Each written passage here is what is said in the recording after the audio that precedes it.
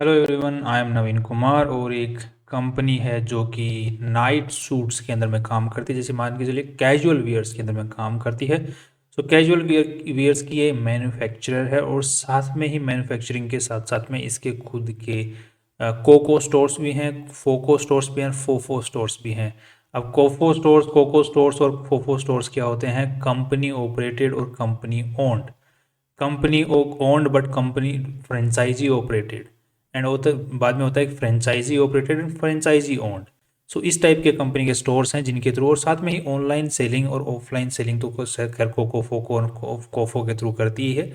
सो इन सारे चैनल्स के through company अपना जो माल है, जो मैन्युफैक्चरिंग करती है, उनको बेचती है। कंपनी के वेयर हाउसेज हैं जहाँ की पहले जो माल बनता है वहाँ इकट्ठा होता है, बाद में अलग अलग स्टोर्स के ऊपर में डिस्ट्रीब्यूट हो जाता है और ऑनलाइन सेल्स चैनल्स के थ्रू भी बिकता है।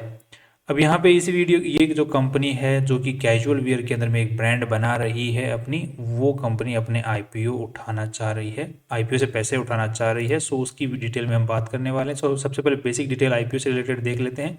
तो कंपनी का नाम है SD रिटेल लिमिटेड और कंपनी का बेसिकली जो फेमस नाम है, जो कि ब्रांड नेम जो फेमस है मार्केट में, वो है स्वीट ड्रीम्स। सो काफ़ी यूनिक नेम है, यूनिक तो नहीं बोल सकते बट एक नाम को पढ़ते ही समझ में आ रहा है कि स्वीट ड्रीम्स और कपड़े में है, तो किसके बारे में बात कर रही होगी।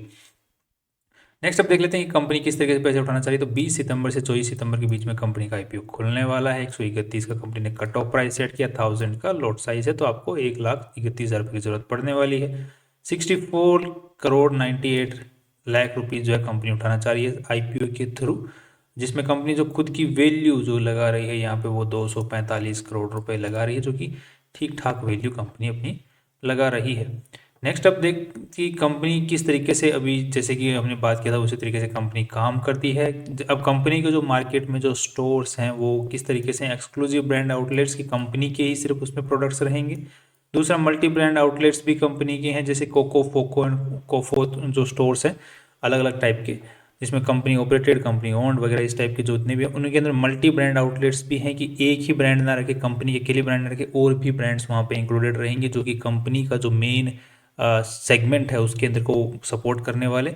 ई कॉमर्स के सेगमेंट है लाइक महिंद्रा, अजियो, अमेजोन वगैरह, इनके थ्रू कंपनी माल बेचती है। सो हर टाइप के सेगमेंट में कंपनी हमारे पास माल बेच रही है जहाँ से भी मौका मिले। नेक्स्ट अब कंपनी जो क्यों पैसे उठाना चाह रही है, मेन रीज़न क्या है यहाँ पर? तो कंपनी की हमें और एक्सक्लूसिव अपने खुद के स्टोर्स खोलने हैं जिसके लिए हमें पैसों की ज़रूरत है। दूसरा, जो खर्चे हमारे रोज़मर्रा के हैं उसके लिए भी हमें वर्किंग कैपिटल, क्योंकि कंपनी का इस बार खर्चा थोड़ा ज़्यादा है और जो आगे आने वाला टाइम है उसमें और खर्चा बढ़ जाएगा, जिसके लिए कंपनी को पैसों की ज़रूरत है। तो ये बेसिक रीजंस हैं जो कि ठीक ठाक कंपनी को सपोर्ट करते हुए दिख सकते हैं फ्यूचर के अंदर में। अब कंपनी के थोड़ा सा हम लोग RHP में भी नज़र डाल लेते हैं, उसके बाद में हम आगे कंपनी के जो कंपैरिजन है इस सेगमेंट में जो ऑलरेडी कंपनियां काम करी उनके साथ में कंपेयर करने की भी कोशिश करते हैं। तो यहाँ पर कम जैसे कि कंपनी के जो मेन कर्ता धर्ता हैं जिनके पास में आईपीओ से पहले 34% होल्डिंग थी, आईपीओ के बाद में 25% के आसपास में होल्डिंग रह जाने वाली है, वो है हितेश, प्रवीण चंद्र, रूपा रेलिया।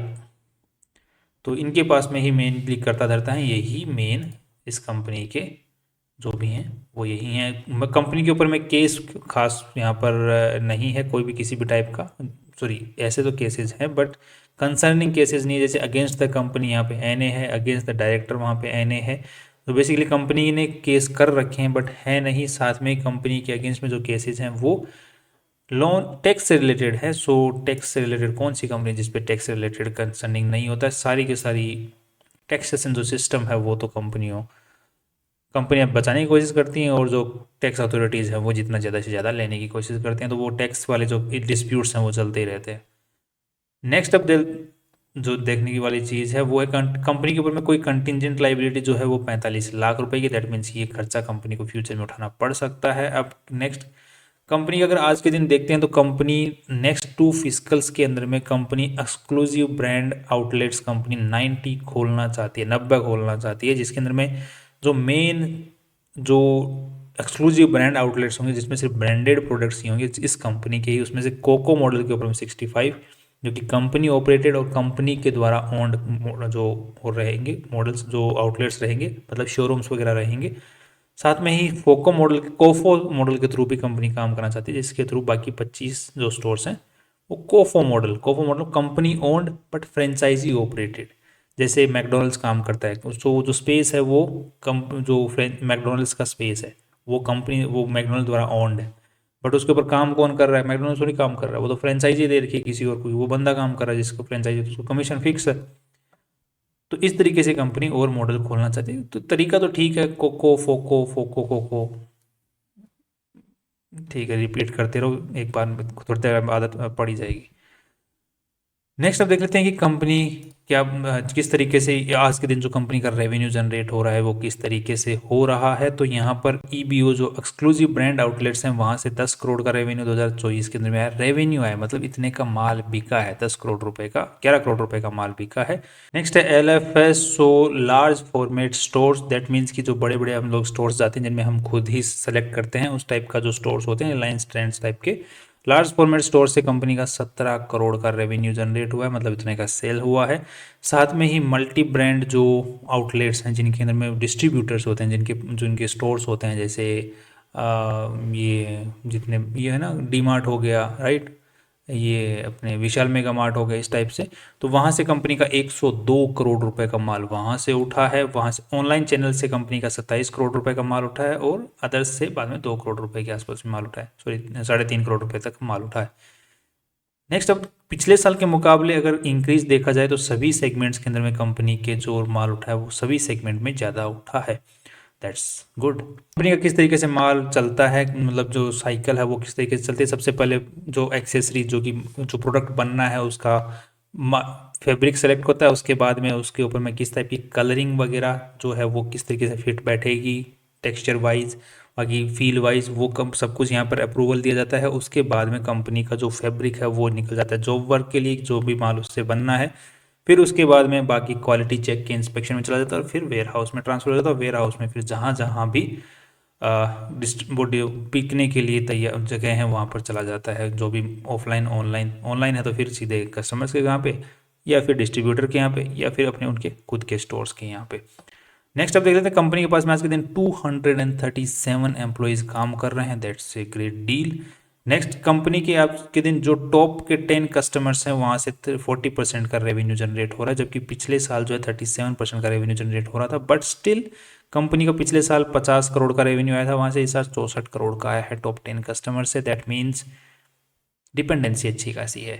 नेक्स्ट अब नेक्स्ट देख लेते हैं कंपनी का जो मेनली जो सेल आ रही है यहाँ पर देखते हुए, तो कंपनी का B2B मॉडल से ज़्यादातर सेल आ रही है। B2C मॉडल से कंपनी कुछ खास उसके मुकाबले सेल है, मतलब कंपनी डायरेक्ट कस्टमर को माल बहुत कम बेच पा रही है, जो कि जैसे बिचौलिए होते हैं उनके थ्रू, डिस्ट्रीब्यूटर्स के थ्रू, डीलर्स के थ्रू, उनके थ्रू ज़्यादा पुश कंपनी का माल कर पा रही है। जैसे कि मैंने ऊपर देखा था कि रेवेन्यू जो ऑनलाइन रिसोर्सेज से भी कंपनी का आया था वो इससे कहीं ज़्यादा था, जो कि B2C मॉडल में। दैट मीन्स कि कंपनी का जो माल ऑनलाइन बिक रहा है वो कंपनी डायरेक्ट नहीं बेच रही है, कोई ना कोई डीलर के थ्रू बेच रही है। दैट मीन्स कि कंपनी तो अपना माल जो है वो डीलर्स को बेच रही है, फिर डीलर्स फिर आगे ऑनलाइन ऑफलाइन जो भी तरीके से बेच रहे हैं, डिस्ट्रीब्यूटर्स वगैरह जो वो हैं बेच रहे हैं। तो यहाँ पर ये जो रेवेन्यू दिखाया गया है ये कोको फोको जो कि कंपनी द्वारा आउटलेट्स हैं कंपनी के बाहर, वहाँ से जो रेवेन्यू आया है वही यहाँ पर इंक्लूड किया गया है। कंपनी के द्वारा जो भी जो जो लोगोज यूज़ किए जाते हैं, जो कि ट्रेडमार्क्स जो यूज़ किए जाते हैं, जो कि नाम यूज़ किए जाते हैं, वो कंपनी द्वारा रजिस्टर्ड हैं काफ़ी हद तक। और साथ में कंपनी की जितनी भी प्रॉपर्टीज़ हैं, जितने भी स्टोर्स हैं कंपनी ओन्ड जो हैं, जो भी कंपनी लिखती है ना कंपनी ओन्ड, तो वो कंपनी द्वारा ओन्ड नहीं है, कंपनी ने उनको लीज पर ले रखा है। लीज पर लेने के बाद में कंपनी उनको ऑपरेट कर रही है। सो बीच में कोई और फ्रेंचाइजी मॉडल वहाँ पे नहीं है, राइट। कंपनी के ही एम्प्लॉयज़ हैं, कंपनी द्वारा डायरेक्ट हायर्ड एम्प्लॉयज़ वहाँ पर काम कर रही हैं उन स्टोर्स के अंदर में। कोफो मॉडल के अंदर में कंपनी ओन्ड तो होते हैं, बट जो एम्प्लॉयज़ काम कर रहे होते हैं वो फ्रेंचाइजी वालों के होते हैं, वो जो उनकी भी वो ब्रांच है उनके होते हैं। तो यहाँ पे कंपनी ओन्ड इसका बोल रही है, इसका मतलब वो लीज पर लिए हुए हैं, क्योंकि कंपनी के पास में आज के दिन कोई प्रॉपर्टी कंपनी ओन्ड नहीं है। अब थोड़ा सा हम कंपनी की बैलेंस शीट पर नज़र डाल लेते हैं। तो यहाँ पर देखने को मिल रहा है कि 122 करोड़ रुपए का कंपनी में पैसा लगा हुआ है आज के दिन, जिसमें से जो इन्वेस्टर्स का पैसा लगा हुआ है that is of 40 crore rupees. तो लगभग 30% के आसपास में पैसा लगा हुआ है जो कि इन्वेस्टर्स का है। बाकी जितना भी पैसा है वो उधारी का पैसा है देखा जाए तो।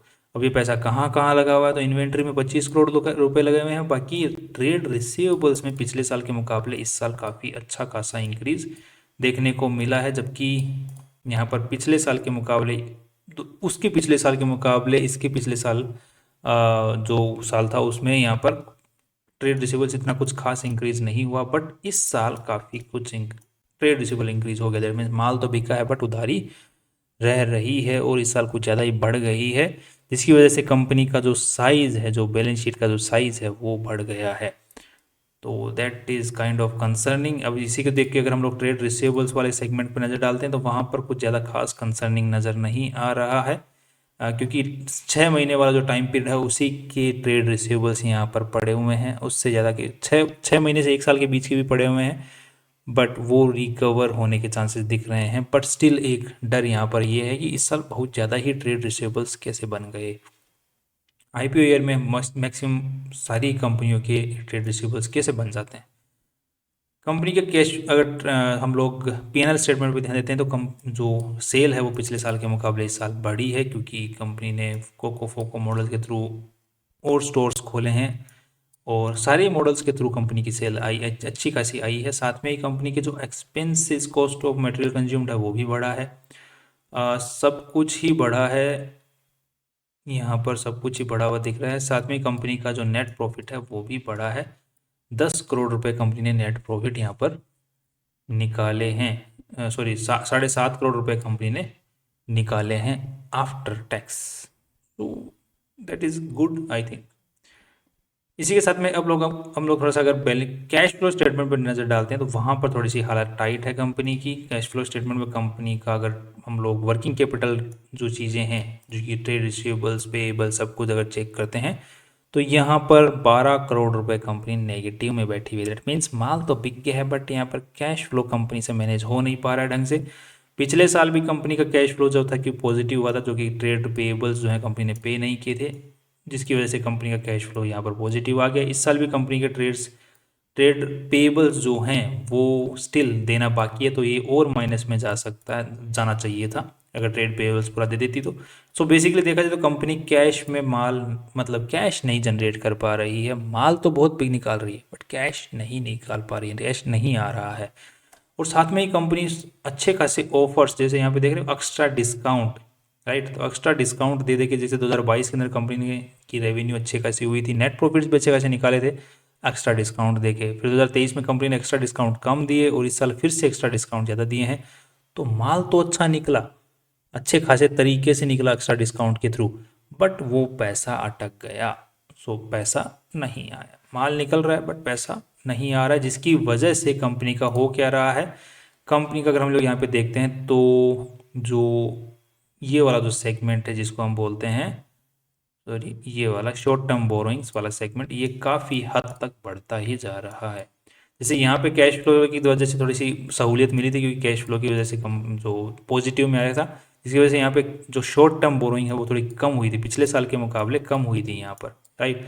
बट इस साल अगेन कंपनी का रेवेन्यू अच्छा खासा बढ़ा, क्या है, बट कैश नहीं आया हाथ में। तो कैश नहीं आएगा तो काम कैसे चलेगा, काम कैसे चलेगा, तो लोन लेना पड़ेगा, लोन लेना पड़ेगा तो फिर इंटरेस्ट देना पड़ेगा, और इंटरेस्ट देना पड़ेगा तो कंपनी फिर आईपीओ से पैसा उठा के उस लोन को चुकाएगी जल्दी से जल्दी। इसीलिए कंपनी बोली वर्किंग कैपिटल रिक्वायरमेंट, वो जो वर्किंग कैपिटल रिक्वायरमेंट वो यही है, इसी को चुकाना है कंपनी को मेनली थोड़ा बहुत।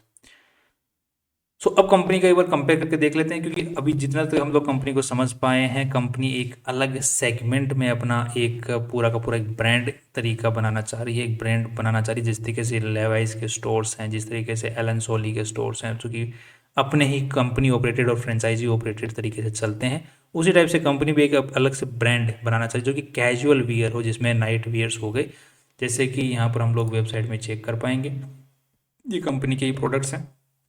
तो नाइट वियर्स हो गए, बेसिकली लड़कों के लिए कैजुअल वियर्स हो गए।